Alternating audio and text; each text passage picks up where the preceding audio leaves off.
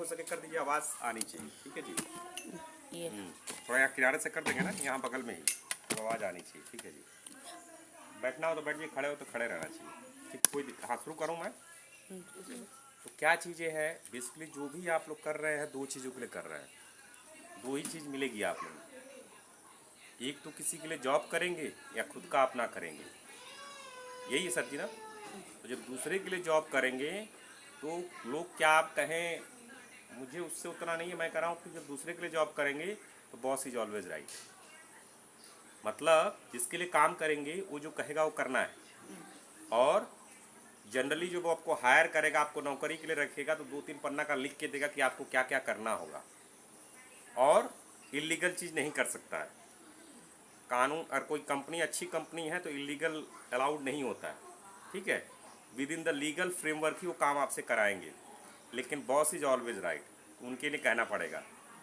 तो एक तो आपके अंदर स्किल होनी चाहिए दूसरे की बात मानने की। किसकी? अपने से सीनियर की। ठीक है, जैसे कुछ एग्जांपल ले लेते हैं। आईएएस क्वालिफाई करना है, ना ही हम 12th पास करके आईएएस बन जाए तो बनेंगे क्या? सिविल सर्विसेज 12th पास करने के बाद बन जाएंगे क्या? सरकार ने नियम बना दिया ग्रेजुएशन के बच्चे ही अप्लाई कर सकते हैं। तो ग्रेजुएट आपको होना ही बनेगा, चाहे अच्छा लगे चाहे बुरा लगे, चाहे भले वो बकवास हो, यूजलेस हो। आज के 40 साल पहले होता था, अभी उसकी कोई यूज नहीं है, फिर भी आपको करना ही पड़ेगा। ठीक है जी, देख लीजिएगा कहीं चेहरा आ रहा है ना।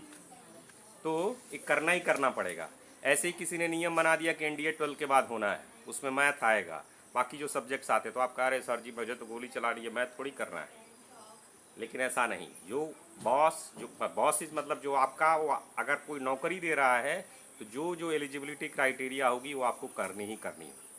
ठीक है, दूसरा कोई करना नहीं यार मुझे फौज नहीं ज्वाइन करना, मुझे गोला बारूद बहुत अच्छा लगता है, वेपन्स बड़ा अच्छा लगता है, मैं वेपन की कंपनी बना दूँ।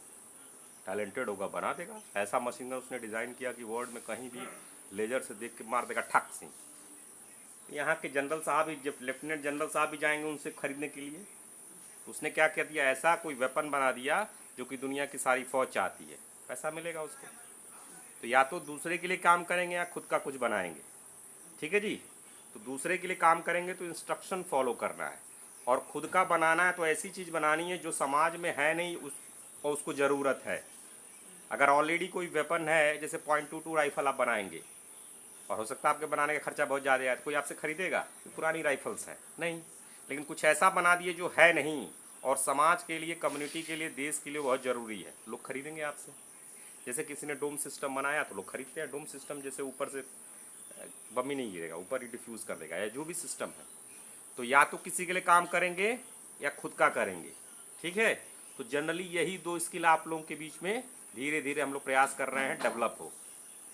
ठीक, तो इसीलिए जो मेंटर है उनका इंस्ट्रक्शन मानना है, ये भी धीरे धीरे स्किल डेवलप होगी। कुछ गलत तो नहीं करा रहे हैं आपसे ना, गलत कराएं एथिकली लीगली तो बिल्कुल आप खड़े हो सकते हैं। ठीक है, मना कर सकते हैं, आपके कॉन्स्टिट्यूशन के हिसाब से जो भी कह रहे हैं लीगल फ्रेमवर्क में है ना, आप चेक कर सकते हैं। ठीक है जी, तो करना ही करना है वो, क्योंकि धीरे धीरे वो स्किल डेवलप करनी है। और ऐसा नहीं, दोनों अलग अलग प्राणी, दोनों की अलग क्वालिटी होती है। कुछ लोगों को नौकरी ही अच्छी लगती है, मंथली सैलरी आ जाए चीज़ है, और उसमें क्या है कि भाई शुरू में हो सकता है 1 भी रुपया मिले, कहीं करोड़ों मिल जाए, या अनलिमिटेड मिल सकता है, लेकिन हो सकता है ना शुरू में कुछ हो ही ना। तो दोनों के अलग अलग कैरेक्टर बिहेवियर्स होते हैं, जो आपको अच्छा लगे वो करना है, बट जो करना है उसमें जो है वो आपको एकदम डेवलप करनी ही करनी पड़ेगी।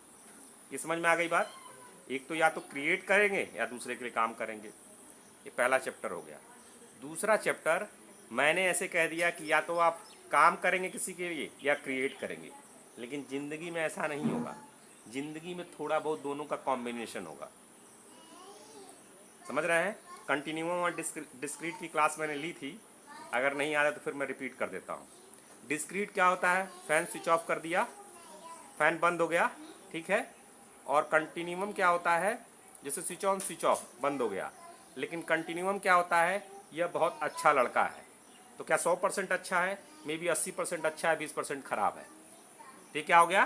कोई भी व्यक्ति है जब भी कोई निर्णय लेते हैं तो 0 से 1 के बीच में कहीं आएगा, समझ रहे हैं? जैसे ग्राफ बनाते हैं एनालॉग, तो यहाँ है, इधर का ऐसे है, जबकि कुछ कुछ जैसे डिजिटल होता है तो 0 1 0 1 0 1, या 0 है या 1 है। लेकिन लाइफ में ऐसा नहीं होगा, कुछ या बीच में कहीं होगा। जैसे आप लोग सेल्फ इवेल्यूशन करते हैं तो कोई ऐसा नहीं होगा जो 0 होगा। आप कह देते हैं 0, लेकिन 0 संभव नहीं है, कुछ ना कुछ ज़रूर उसमें होगा। और एकदम 1 परफेक्ट भी नहीं होगा, कुछ ना कुछ कमी भी होगी। तो कंटिन्यूम एंड डिस्क्रीट, वैसे ही जो 2 क्वालिटीज मैंने बताई चैप्टर 1 में, कौन कौन सी, जो फॉलो करने वाली और दूसरा क्रिएशन वाली, कहीं कहीं दोनों कंबाइन होकर जरूरत पड़ेगी। जैसे फॉर एग्जांपल कोई अधिकारी की जॉब है तो वहाँ इंस्ट्रक्शन फॉलो करना पड़ेगा। पहले तो एंट्रेंस एग्जाम क्वालिफाई करना पड़ेगा, जो एलिजिबिलिटी क्राइटेरिया उसको फुलफिल करना पड़ेगा, उसके बाद इंटरव्यू जैसा स्ट्रक्चर जो चीज़ सब फॉलो करना पड़ेगा, और कहीं कहीं क्रिएशन का भी जवाब लगाना पड़ेगा। ऐसी सिचुएशन में फंस गए जहाँ पे कोई उपाय नहीं है, बट अपने हिसाब से प्रोसोला अप्लाई करके आप प्रॉब्लम को सॉल्व करेंगे, तो वहाँ क्रिएशन भी। लेकिन क्रिएशन की रोल इंपॉर्टेंट कम हो गई, और सेट स्ट्रक्चर जैसे चीफ मिनिस्टर साहब और कॉन्स्टिट्यूशन और जो भी रूल बना है उसी को फॉलो करना है। उनके खिलाफ जाएंगे क्या? जाएंगे तो मुश्किल में पड़ेंगे। ठीक है जी। ऐसे ही अगर बॉस हैं जो चल रहे हैं तो उनके चलेंगे तो ठीक रहता है, इसलिए करना होता है। दूसरे में क्या होता है, नहीं यार बॉस की बात अच्छी नहीं लग रही, मैं अपना करूँगा, करो। लेकिन उसमें भी फिर क्या होता है, कहीं कहीं कुछ बातें माननी पड़ती हैं। ऐसा नहीं है कि सब अपने खुला एकदम कर लेंगे। आई बात समझ में?